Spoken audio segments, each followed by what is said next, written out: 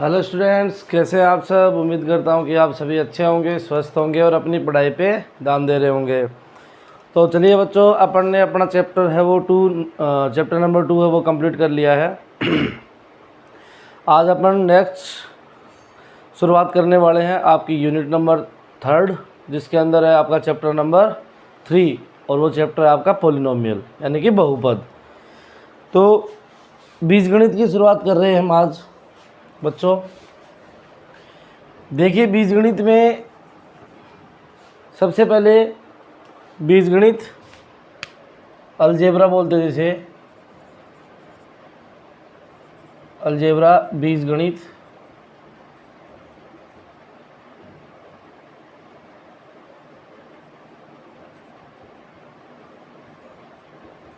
बीजगणित ये अलजेब्रा होती क्या है, अलजेब्रा होती क्या है ये देखना। पहले देखिए, एक ऐसा फलन जिसमें x y z p q r जैसे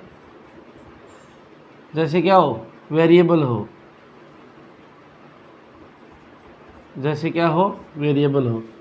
यानी कि जैसे मैं कह दूं कि आपका एक फलन है f of x equals to A x plus B.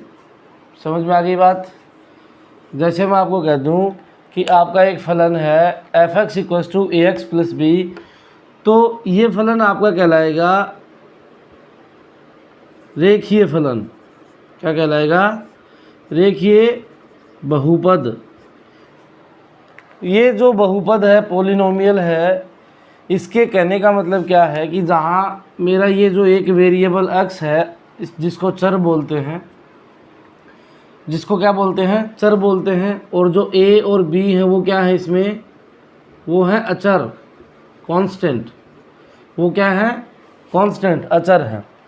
तो ये जो मेरा फलन है एफ एक्स बराबर ए एक्स प्लस बी, ये क्या कहलाएगा? रेखीय बहुपद। यानी कि जहाँ ऐसा समीकरण जहाँ x की पावर, x की जो घात 1 हो, यानी कि ऐसा समीकरण जिसमें x की पावर 1 हो, वो क्या कहलाएगा? आपका रेखीय बहुपद।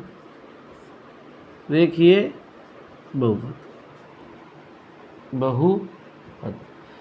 तो देखिए, कहने का मतलब क्या है कि ऐसा फलन अलजेब्रा में हम बात कर रहे हैं किसकी? बीजगणित में बात कर रहे हैं अपन चर और अचर की।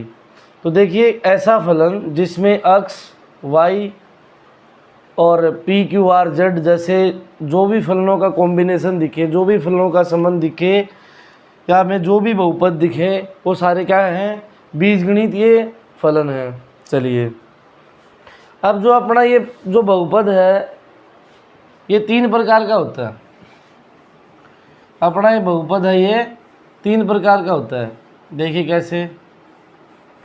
आज अपना जो ये चैप्टर है पॉलिनोमियल बहुपद, इस पे हम बेसिक के बारे में बात करेंगे कि हमें क्या करना है, क्या हमें दिया हुआ होगा। हमें इस पूरे चैप्टर में इसी बात पे चर्चा करनी है।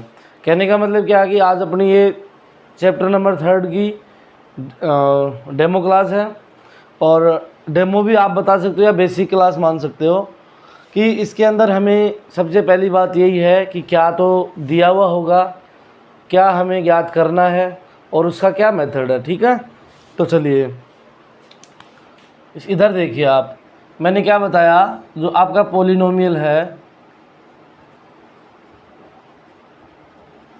जो आपका पॉलिनोमियल है, जो बहुपद है, वो मैंने 3 प्रकार का बताया। कितने प्रकार का बताया? 3 प्रकार का। आपको ये चीज़ उतारने की आवश्यकता नहीं है, आपको सिर्फ देखने की आवश्यकता है इधर, क्योंकि आज अपनी क्या है? बेसिक क्लास है। तो देखिए, पहला क्या होगा? रेखिक या रेखिक बहुपद। क्या होगा? पहला रेखिक बहुपद, दूसरा द्विघात बहुपद, और तीसरा क्या हो जाएगा? त्रिघात बहुपद। ठीक है, बात समझ में आई।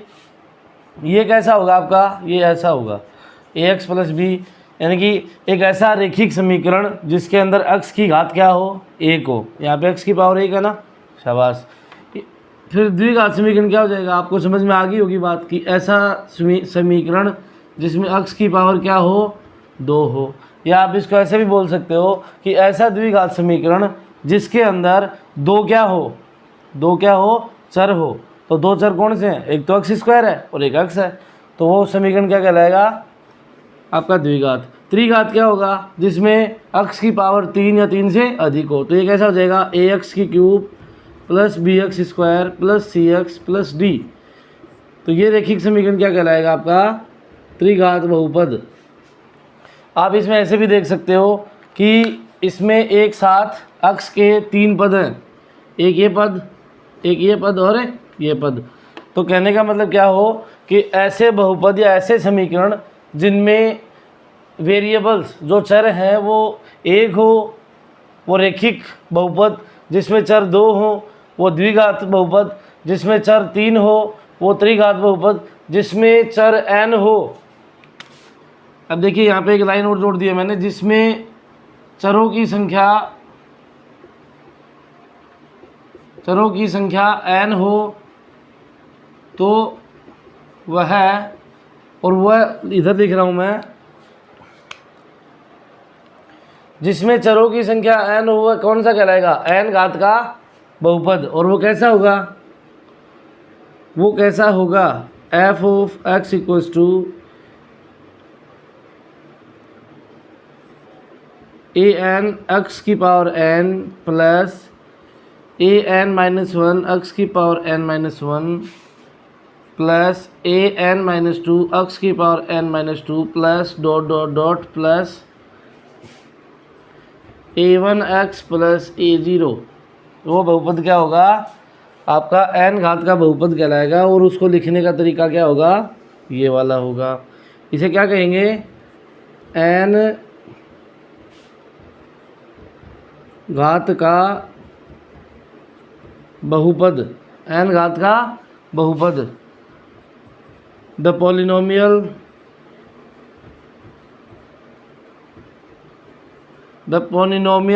Of n power, the polynomial of n power, n घात का बहुपद। तो देखिए बच्चों, यहाँ तक आपको बात समझ में आ गई होगी कि आपको एक ऐसा बहुपद दिया जाएगा जिसमें क्या होगा, या तो x की पावर 1 होगी, या x की पावर 2 होगी, या x की पावर 3 होगी, या x की पावर 4 होगी, या x की पावर 10 होगी, 20 होगी, 100 होगी, 150 होगी। वो बात समझ में आ गई। अब मैं यहाँ पे लिखना चाहूँगा एक बात, यहाँ जो ये मैंने n माना है, ये n क्या है, हियर n है वो आपका प्राकृत संख्या है। n क्या है, आपका प्राकृत संख्या है। n क्या है, आपकी प्राकृत संख्या है, नेचुरल नंबर है, नेचुरल नंबर है। अब आपको समझ में आ गया होगा कि सर है वो नेचुरल नंबर की बात कर रहे हैं, तो ये नेचुरल नंबर कौन सा है, नेचुरल नंबर कौन से होते हैं। मैंने आपको previous year chapter, now we discuss in chapter number 2 on real number. हमने रियल नंबर के जो चैप्टर था अपना यूनिट सेकंड का 3 नंबर का जो चैप्टर था, मतलब मार्क्स की बात कर रहा हूँ मैं, 3 नंबर के मार्क्स का जो चैप्टर था अपना वास्तविक संख्या है, उसमें मैंने आपको नेचुरल नंबर, रेशनल, इरेशनल, पूर्णांक, इंटीजर सारे के बारे में क्या करा था, अच्छे से डिटेल से अध्ययन करा था। तो यहाँ तक मैं समझ रहा हूँ कि आपको कोई परेशानी नहीं होनी चाहिए। तो देखिए मैं एक बार फिर दोहरा देता हूँ कि आपका चैप्टर नंबर 3, यूनिट नंबर 3 और चैप्टर नंबर 3 क्या है, पॉलिनोमियल्स, बहुपद। इसमें आपको क्या होगा, सबसे पहली बात कि आपको एक ऐसा फंक्शन दिया हुआ होगा कि f(x) equals to ax plus B, f(x) equals to ax square plus bx plus c, या f(x) इक्वल्स टू ax की cube bx square plus cx plus d। आपको ऐसे x की उच्च घात से लेकर के x की निम्न घात तक के फलन दिए हुए होंगे और उन फलनों को हम अलग अलग नामों से जानेंगे। और वो फलन कौन से हो जाएंगे? पहला, जिसमें x की पावर क्या हो, 1 हो, वो रेखिक बहुपद। जिसमें x की पावर 2 हो वो क्या हो जाएगा? द्विघात बहुपद। जिसमें x की पावर 3 हो वो त्रिघात बहुपद। और जिसमें x की पावर 3 या n घात हो तो उसको हम क्या कह देंगे? n घात का बहुपद। और उसको लिखेंगे कैसे? an x की power n, an minus 1 x की power n minus 1 plus an n minus 2 x की पावर n माइनस 2। देखिए इसका लिखने का मतलब क्या है, मैंने क्या कहा कि ये जो अपना n है ये प्राकृत संख्या है। और प्राकृत संख्या होने का मतलब क्या है? यदि मैं इसको समीकरण नंबर 1 दे रहा हूँ और यदि मैं इस समीकरण 1 में n बराबर 5 रखूँ, इस समीकरण 1 में n बराबर यदि 5 रखूँगा तो मेरे पास जो फलन है वो क्या आएगा? देखना इधर, लेट अस अज्यूम n की जगह मुझे क्या रखना है बच्चों? 5। तो ये क्या हो जाएगा? a5 x की पावर 5 प्लस n की जगह 5 माइनस 1, तो ये क्या हो जाएगा?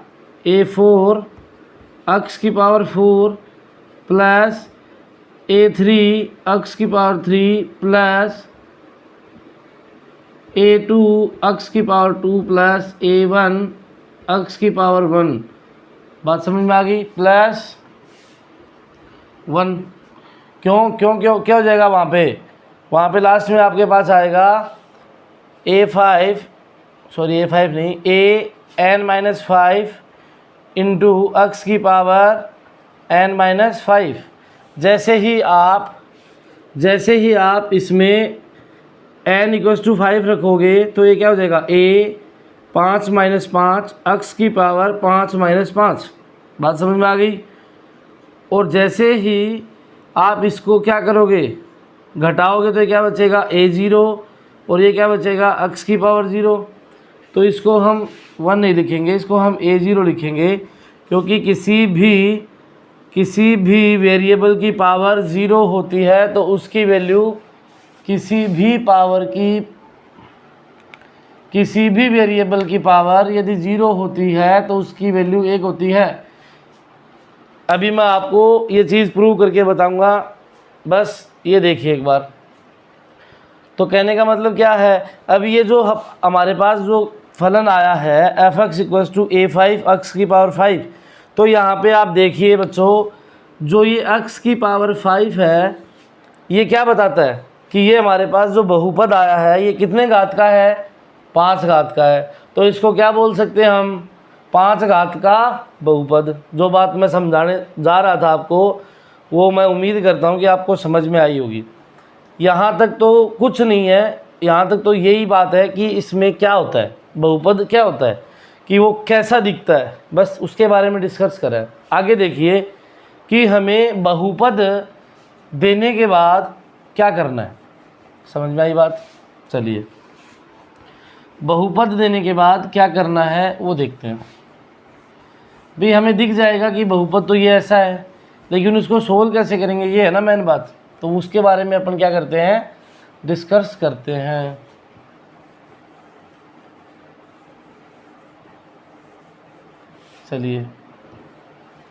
चलिए पहले ये देख लेते हैं कि किसी भी वेरिएबल की या किसी भी चर की पावर 0 हो तो उसकी वैल्यू 1 क्यों होती है, ये देखते हैं। ठीक है, ये बड़ा ही रोचक होगा, शायद आपको पता भी होगा, एक आध बच्चों को, ऐसी बात नहीं है।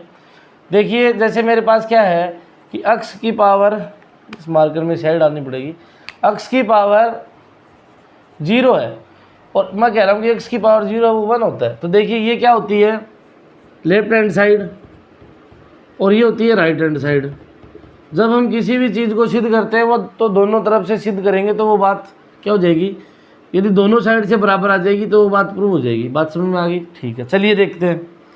मैं LHS से लेके चलता हूँ पहले, यानी कि मैं लेफ्ट हैंड साइड से लेके चलता हूँ और मेरे पास क्या दिया हुआ है? x की पावर 0 दिया हुआ है और मुझे क्या निकालना है कि x की पावर 0 की वैल्यू 1 क्यों होती है। ठीक है, देखिए बच्चों, ये x की पावर 0 है तो इसको मैं 1 माइनस 1 लिख सकता हूँ ना भाई। जो 0 है उसको मैं 1 माइनस 1 लिख सकता हूँ ना, क्योंकि 1 में से 1 जाएगा तो 0 ही बचेगा।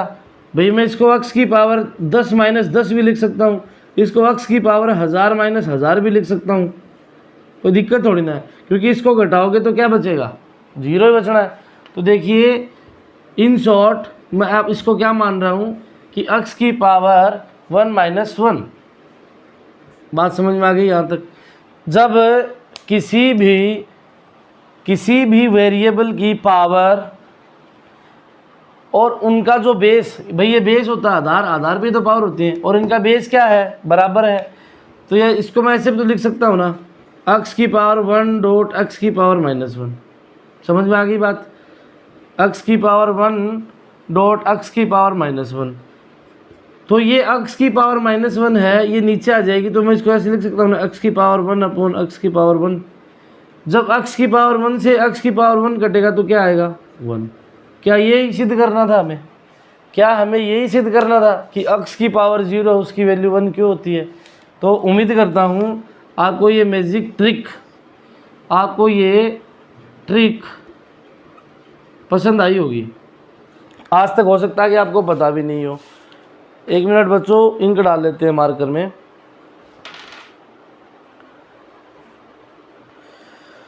बस बच्चों कुछ दिन की बात है, उसके बाद हम ऑनलाइन क्लास लेना स्टार्ट कर देंगे। अभी तो ये रिकॉर्डेड क्लास है। मार्कर क्यों नहीं खुल रहा,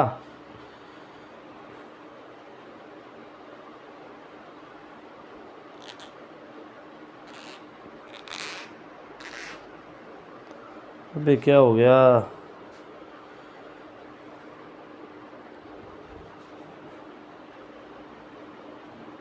क्या हो गया बच्चों मार्कर को, अबे यार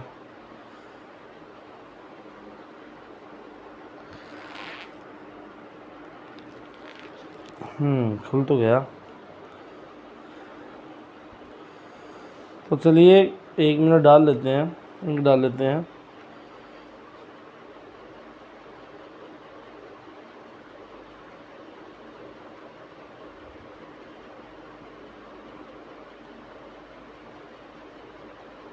भाई बच्चों आप वीडियो देख रहे हो कि नहीं देख रहे हो, कमेंट वमेंट करा करो, तो इससे पता लगे कि भाई क्या चल रहा है, पढ़ाई हो रही है कि नहीं हो रही है कि नहीं। और वीडियो देखो तो वीडियो को शेयर भी किया करो, समझ रहे हो ना बात को। भाई जब आप पढ़ रहे हो तो आप वीडियो को शेयर कर दिया करो, जिससे आपका दोस्त भी पढ़ ले। बात समझ में आई।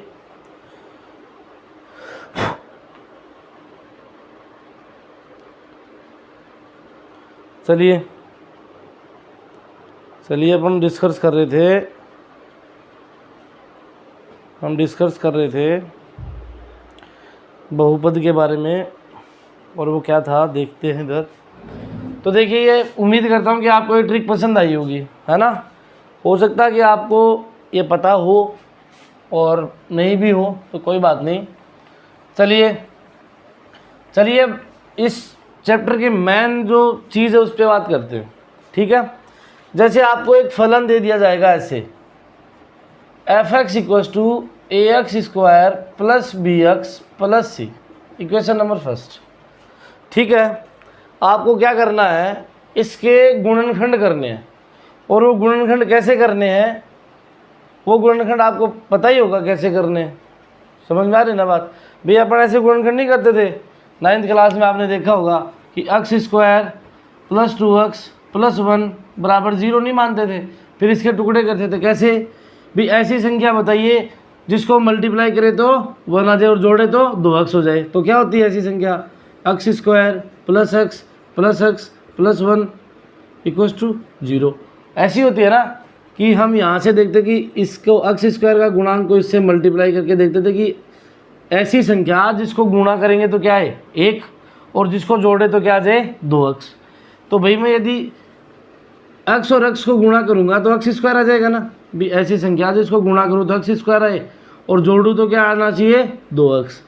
तो देखिए इन दोनों में से x कॉमन आ रहा है, तो x कॉमन ले लो बाहर, क्या बचेगा यहाँ से। यदि दोनों में से x कॉमन आ गया तो ये x की पावर 2 है, ये x की पावर 1 है। x की पावर 1 मैंने बाहर कॉमन ले लिया, तो यहाँ पे 2 है तो 1 बच जाएगी। और यहाँ पे क्या बचेगा 1 प्लस यहाँ पे +1 कॉमन है, इसके अलावा कोई कॉमन नहीं है, तो ये क्या होना चाहिए x + 1 बराबर 0। अब देखिए इसमें ध्यान रखने योग्य बातें क्या बात है कि यहाँ पे जब हम कॉमन लेंगे ना, तो जो कॉमन लिया हुआ पार्ट और जो ब्रैकेट में अपन बंद करेंगे वो पार्ट सेम होना चाहिए। बात समझ में आई? एक बार फिर से देखिए कि हमने जो कॉमन लिया है उसके बाद जो ब्रैकेट में जो पार्ट है वो आएगा वो सेम होना चाहिए। यदि सेम नहीं है तो आपका कॉमन है वो क्या है, या आपके जो फैक्टर आपने जो करे हैं, टुकड़े करे हैं, वो क्या है, गलत है। तो देखिए इसको मैं ऐसे लिख दूंगा x + 1, क्योंकि इन दोनों में से x + 1 कॉमन आ रहा है, तो ये अंदर क्या बचेगा x + 1। यदि आप इसके आंसर की जांच करना चाहो कि क्या हम इसको ऐसे लिख सकते हैं, तो देखिए कैसे भाई, इसको इससे मल्टीप्लाई करोगे तो क्या आएगा x², इसको इससे मल्टीप्लाई करोगे तो क्या आएगा प्लस का x, इसको इससे मल्टीप्लाई करोगे तो क्या आएगा x, 1 को 1 से मल्टीप्लाई करोगे तो क्या आएगा 1 x², ये 1x 1x + 2x + 1। क्या यही दे रखा था हमें? क्या हमें यही दिया था कि x² + 2x + 1 x² + 2x + 1। मतलब अपना जो अपन ने जो फैक्टराइज किया है, यानी कि अपन ने जो टुकड़े किए हैं वो क्या हैं, अपने सही है। तो ऐसे ही क्या करना है आपको एक फलन दिया होगा और उसके क्या करने हैं, आपको शून्यंक ज्ञात करने हैं या उसके फैक्टराइजेशन करना है, उसके टुकड़े निकालने हैं। एक ही बात है, हमें क्या करना है, उसके शून्यंक निकालने हैं। ठीक है, तो मैंने क्या कहा कि आप मैथमेटिक्स पढ़ो ना, तब आपको ये पता होना चाहिए कि सब फर्स्ट ऑफ ऑल कि अपना चैप्टर क्या है। समझ में आ गई बात? देखो मैथमेटिक्स में 3 ही चीज़ें मोस्ट है। पहली बात कि दिया क्या है, दूसरा पूछा क्या है, और तीसरा निकालना क्या है। ये बात समझ में आ गई ना? तो मैथमेटिक्स इजी है, इससे इजी कुछ है ही नहीं। तो सबसे पहली बात, आपको दिया क्या है, बहुपद दिया ना, बहुपद कितने घात का, 2 घात का। तो आपको पता लग गया कि क्या है, द्विघात समीकरण है। द्विघात समीकरण होने का मतलब क्या है कि हम अब जब इसको सोल्व करेंगे तो इससे जो ये अपना वेरिएबल x है, इससे 2 वैल्यू निकल के आएंगी, किसकी, x की। बात समझ में आई? जब यदि यहाँ पे x की पावर 4 होती, मान लेते हैं कि यहाँ पे x की पावर 4 होती, तो इससे हमारे पास x की 4 वैल्यू निकल के आएंगी। बात समझ में आई? ये बात ध्यान में रखनी है। तो मैं क्या कह रहा था, मैथमेटिक्स में आपको 3 बातें ध्यान रखनी है। फर्स्ट, क्या दिया है, सेकंड, क्या पूछा है, और थर्ड, क्या निकालना है। ये 3 बातें यदि आपको ध्यान में हैं तो आप मैथमेटिक्स में 100 में से 100 मार्क्स बना सकते हैं। तो चलिए आगे देखते हैं कि हमें ऐसा फलन दिया जाएगा, तो देने की बात हो गई, ये तो हो जाएगा दिया होगा, दिया होगा। बात समझ में आ गई? दूसरा नंबर, ज्ञात करना है, ज्ञात करना है क्या, शून्यंक या फैक्टर या टुकड़े। आपने 9th क्लास में बहुत अच्छे से पढ़ी होगी अलजेब्रा, ऐसी बात नहीं है, बीजगणित। तो क्या करने हमें, टुकड़े। और तीसरा क्या है,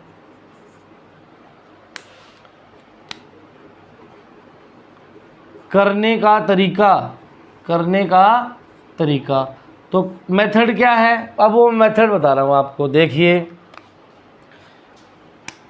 क्या करोगे, जैसे मैंने अभी आपको एग्जांपल लेके बताया था, एक एग्जांपल और ले लेते हैं। f(x) = क्या लें, x² प्लस का 6x प्लस का क्या लें 8 से हो जाएगा क्या। देखिए ऐसी संख्या देखिए जिसको मल्टीप्लाई करें तो 8x² आ जाए और जिसको जोड़े तो क्या आ जाए 6x। क्या ऐसी बन रही है, बन जाएगी। 4x ले लेते हैं इधर, क्या 4x ले लेते हैं, और ये क्या लेंगे 4। बात समझ में आ गई ना, बात समझ में आ गई ना कि ऐसी संख्या जिसको हम मल्टीप्लाई करें तो 4x² आ जाए और जिसको जोड़े तो क्या आ जाए 4x।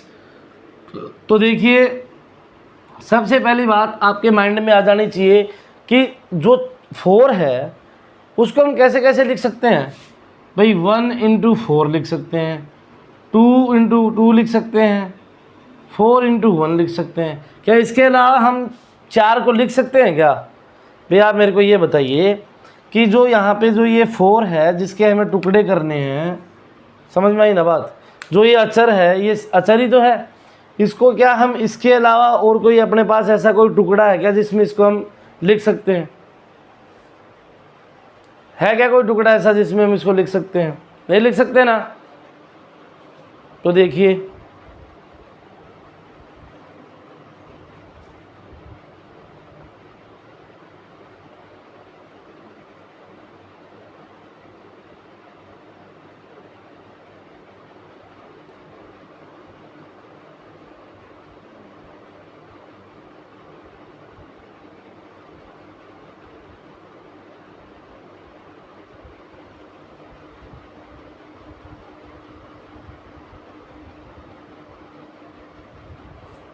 तो देखिए भाई, हमें हमारे पास कौन सा काम आएगा? अब देखो कि मल्टीप्लाई करे जब तो क्या हो जाए, 4 हो जाए। समझ में आई ना भाई? जैसे मैंने मान लिया कि इसके टुकड़े 2x और 2x हैं। यदि मैं 2x और 2x को गुणा करूँगा, 2x गुणा 2x तो 2 दूनी 4, और x को x से गुणा करूँगा तो x स्क्वायर आ जाएगा, क्योंकि इसकी पावर 1 है, इसकी पावर 1 है। और जब दोनों के आधार या बेस इक्वल हैं तो जो पावर होती है वो क्या हो जाती है, ऐड हो जाती है। तो 4x² हो गया। और यदि मैं दोनों को जोड़ूंगा 2x + 2x, यहाँ पे देखना बच्चों गलती कर देते हो आप, गलती मत करना। जब गुणा करूँगा या मल्टीप्लाई करूँगा तब तो क्या आ जाएगा, पावर है वो स्क्वायर में आ जाएगी। और जब जोड़ूंगा तो देखिए जोड़ अलग चीज़ होती है अपने आप में और गुणा अलग चीज़ होती है। बात समझ में आ गई ना? तो देखिए 2x और 2x कितना हो जाएगा, 4x। तो अपने टुकड़े क्या हो जाएंगे अब, ठीक है। तो देखिए सबसे पहले मैंने क्या बताया करने का तरीका। सबसे पहले फर्स्ट ऑफ ऑल आप क्या करोगे, f(x) जो दिया है इसके बराबर 0 रखोगे।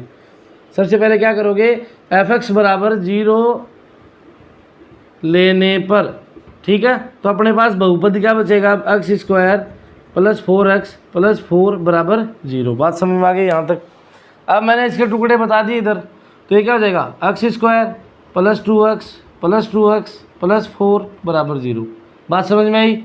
ठीक है। तो यहाँ इन दोनों में से क्या कॉमन आ रहा है, x कॉमन आ रहा है। तो x कॉमन आ जाएगा। तो यहाँ पे जब 2 पावर है, 1 पावर बाहर मैंने ले ली तो कितना बचा, x। यहाँ पे 1 ही पावर थी वो बाहर आ गई तो क्या बचा, 2। ठीक है। अब मैंने क्या बताया है कि यहाँ जो आया है वो यहाँ भी वो क्या आना चाहिए, सेम आना चाहिए। तो क्या कॉमन ले लें, प्लस का साइन है, प्लस उतार लिया। भाई 2 में 4 में 2 का भाग कितनी बार जाता है, 2 बार जाता है, यानी कि मैं 2 ले लूँ तो काम बढ़ जाएगा। ठीक है। तो ये क्या हो जाएगा, x + 2 बराबर 0। तो देखिए x की क्या वैल्यू हो गई, x + 2। इन दोनों में से x + 2 कॉमन आ रहा है तो क्या बचेगा, x + 2 बराबर 0। जब मैंने यहाँ पे लिखा था तब मैंने बताया था कि जब जितनी पावर होंगी उतने ही x की वैल्यू निकलेंगी। तो x की वैल्यू क्या हो जाएंगी यहाँ से, x + 2 बराबर 0। तो x की वैल्यू क्या हो जाएगी, एक तो x + 2 बराबर 0 यानी कि x बराबर -2। तो एक तो ये हो जाएगी, यानी कि x बराबर क्या हो जाएगी, -2, -2। समझ में आ गई बात? तो ये क्या हो गए, इसके शून्यंक। बात समझ में आ गई? पहला काम क्या करना है, शून्यंक निकालने हैं। उम्मीद करता हूँ कि आपको यहाँ तक समझ में आया होगा। ठीक है। ये तो हो गए शून्यंक। अब क्या करना है, दूसरा काम। एक ही क्वेश्चन में 2 काम करने हैं आपको।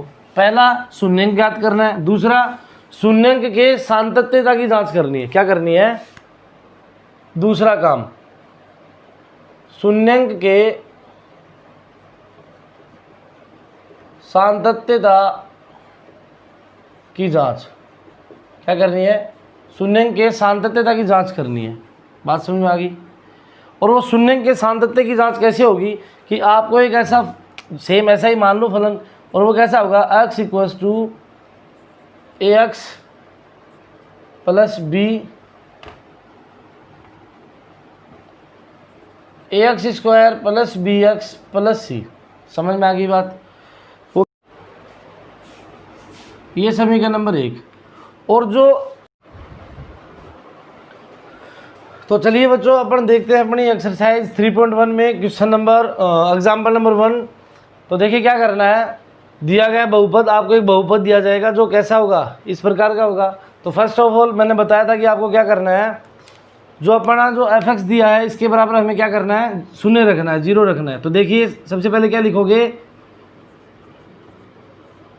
समीकरण 1 में f(x) बराबर 0 लेने पर पहला काम आपका क्या होना चाहिए, यही होना चाहिए। तो देखिए यदि आप यहाँ पे 0 रखोगे तो क्या हो जाएगा, x² - 2x - 8 = 0। अब क्या करना है, इनका हमें फैक्टराइजेशन करना है, इनके हमें टुकड़े याद करने। तो वो क्या होंगे, ऐसी संख्या 8 को हम ऐसे लिखें भाई, 8 का हमें टुकड़े करने। तो 8 को कैसे लिख सकते हैं, 4 × 2 × 1 × 8, 8 × 1 × 2 × 4। बात समझ में आई। 8 के ऐसे ही टुकड़े हो सकते हैं, इससे ज़्यादा तो हो ही नहीं सकते। बात समझ में आ रही है ना। तो देखिए अब मुझे क्या करना है, ऐसी संख्या ज्ञात करनी है, इसके ऐसे टुकड़े करने हैं कि इसको यदि मैं मल्टीप्लाई करूँ तो क्या होना चाहिए, -8x² होना चाहिए। और जब मैं इसको जोड़ूँ तो मेरे पास क्या आना चाहिए, -2x आना चाहिए। तो ऐसे टुकड़े क्या होंगे फिर इसके, देखो इधर देखिए, x² - 4x + 2x = 0। देखिए मैंने क्या लिए हैं टुकड़े, -4x और +2x। यदि मैं इन दोनों को मल्टीप्लाई करूँगा तो क्या हो जाएगा, -8x² हो जाएगा। और यदि मैं -4x + 2x यदि इन दोनों को जोड़ूंगा तो क्या आएगा, -2x। मुझे यही दो टुकड़े चाहिए थे। बात समझ में आ गई ना। चलिए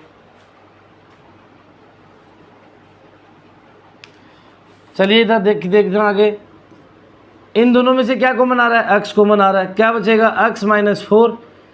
और यहाँ पे क्या कॉमन आ रहा है, यहाँ पे क्या कॉमन आ रहा है, +2। तो क्या बचेगा, x - 4, क्योंकि 2 का डिवाइड 4 में 4 बार चला जाएगा 8 में, = 0। अब इन दोनों में से x - 4 कॉमन आ रहा, बाहर ले लिया, अंदर क्या बचेगा, x + 2। अब मैंने क्या बताया था थोड़ी देर पहले आपको कि जब x की पावर 2 हो तो x के मान कितने निकलेंगे, 2 मान। और वो कैसे, x = x - 4 = 0, x + 2 = 0। जब हम इन दोनों को सोल्व करेंगे तो x बराबर आ जाएगा 4 और x बराबर आ जाएगा -2। ठीक है, ये तो क्या हो गए, अल्फा और बीटा के मान हो गए।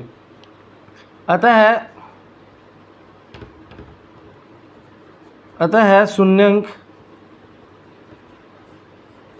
अल्फा तथा बीटा = 4 और -2 हैं। अब क्या करना है हमें, अब इनके संबंध के सातत्यता की जांच करनी है। तो सातत्यता की जांच मैंने आपको फॉर्मूला बताया था थोड़ी देर पहले। तो यहाँ पे आप लिख दोगे सातत्यता की जांच। ठीक है, सातत्यता की जांच। और वो क्या होगी, पहली क्या होगी,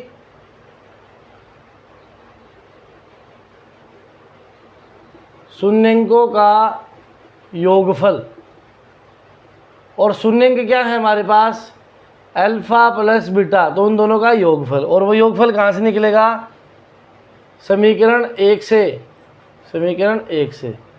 तो देखिए शून्यंकों का योगफल क्या होता है, -b/a, यही होता है ना।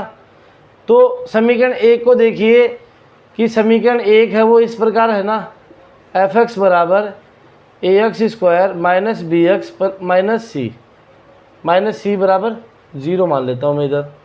तो क्या समीकरण 1 है वो इसके रूप का है। और यदि हम इन दोनों समीकरणों की तुलना करेंगे तो हमें इसके देखो x² के गुणा में क्या है, 1। तो a का मान क्या हो गया, 1 -2x। यहाँ पे b है तो इसका मान क्या हो गया फिर, b का -2। c का मान क्या हो गया फिर, -8। हमें इन मानों की तुलना करनी है और सातत्यता की जांच करनी है। तो देखिए माइनस का b/a, तो देखिए माइनस फॉर्मूले से माइनस का 2 ऑलरेडी है बटे a की वैल्यू क्या है, 1। तो शून्यंकों का योगफल क्या आ जाएगा बच्चों, +2। बात समझ में आई? शून्यंकों का योगफल क्या आ जाएगा, +2। ठीक है। दूसरा, शून्यंकों का गुणनफल, शून्यंकों का गुणनफल अल्फा बीटा इक्वल टू क्या होता है, C/A।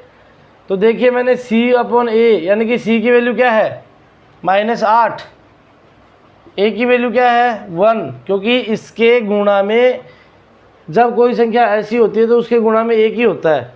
समझ में आई ना बात? तो इसका गुणांक क्या है, 1, तो ये हो जाएगा 1। तो अल्फा बीटा क्या आ जाएगा, -8। ये ही हमें क्या करना था, ज्ञात करना था। ये अपना क्या हो गया, आंसर। बात समझ में आ गई होगी यहाँ तक, उम्मीद करता हूँ। तो अब आपको इसमें क्या करना है बच्चों, आपको इसमें क्वेश्चन करने हैं आपके एक्सरसाइज के। क्वेश्चन नंबर 1, 3 क्वेश्चन ही है इसमें। आपको इसमें क्वेश्चन नंबर 1 और 2 करने हैं, 3 का आपको मैं कल करवा दूंगा। तो बच्चों आज के लिए सिर्फ इतना ही। आप घर बैठ कर आराम से पढ़ाई करें, हंसते रहें, स्वस्थ रहें। धन्यवाद।